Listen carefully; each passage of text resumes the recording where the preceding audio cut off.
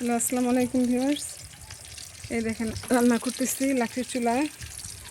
এই যে মাছ দিয়ে আজকে বিলম্ব দিয়ে রান্না করলাম, আর এই যে দেশি মুরগি রান্না করব। কুটে নিয়েছি। এই যে আমার যা, আজকে শাক ভাজি করবো, সাজনার শাক ভাজি করবো।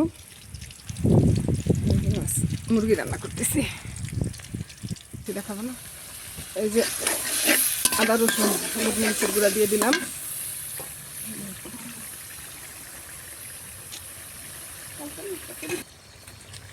এই দেখেন আমার মুরগিগুলো আমি রান্না করি।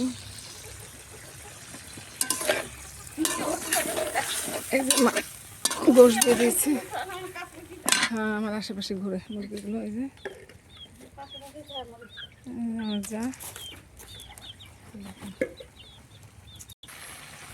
এই চুলা সাদা পাতা সিদ্ধ দিয়েছি, আর এখানে হচ্ছে গিয়ে আপনার এই যে আলু দিয়ে দিয়েছি। মাংসটা কষাচ্ছি দেখেন। যে মুরগির ইয়েতে ঝোল দিয়ে দিয়েছি গোশের মধ্যে, আর ওই যে আমার যা ওই যে শাকে বাগার দিচ্ছে।